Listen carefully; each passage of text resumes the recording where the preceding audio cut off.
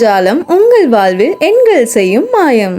உங்களின் பெயரில் உங்கள் செல்பேசி எண்ணில் நீங்கள் செய்யும் சிறு திருத்தம் உங்களின் வாழ்க்கையையே மாற்றிடப் போகிறது என்றால் உங்களால் நம்ப முடிகிறதா? முடியும் என்பதே எண் கணிதத்தின் வெற்றி சூத்திரம்.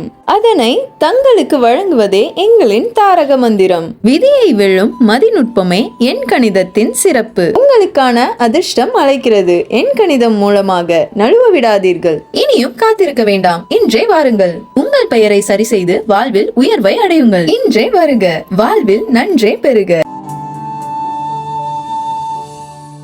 அந்த 3 நாட்களாக கிளாம்பாக்கம் பஸ் நிலையத்தில் போதிய பஸ் வசதிகள் இல்லாததால் சென்னையிலிருந்து சொந்த ஊர்களுக்கு செல்லும் மக்கள் பெரும் அவதிக்கு உள்ளாகியுள்ளனர் என்று அதிமுக பொதுச் செயலாளரும் எதிர்க்கட்சி தலைவருமான திரு எடப்பாடி பழனிசாமி விமர்சித்துள்ளார்.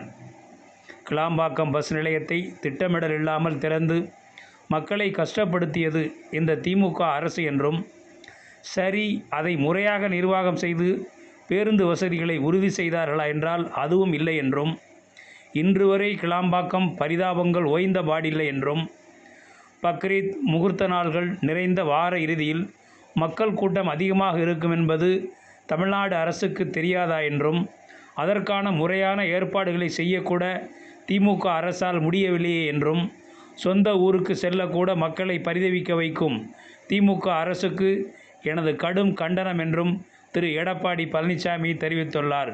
மேலும் கிளாம்பாக்கம் பஸ் நிலையத்தில் பேருந்து சேவை முறையாகவும் சீராகவும் இருப்பதை உறுதி செய்ய வேண்டும் என்றும் அவர் ஓர் அறிக்கையில் கேட்டுக்கொண்டுள்ளார். வீடியோ உங்களுக்கு பிடிச்சிருந்தா லைக் பண்ணுங்க, கமெண்ட் பண்ணுங்க, ஷேர் பண்ணுங்க, சப்ஸ்கிரைப் பண்ணுங்க.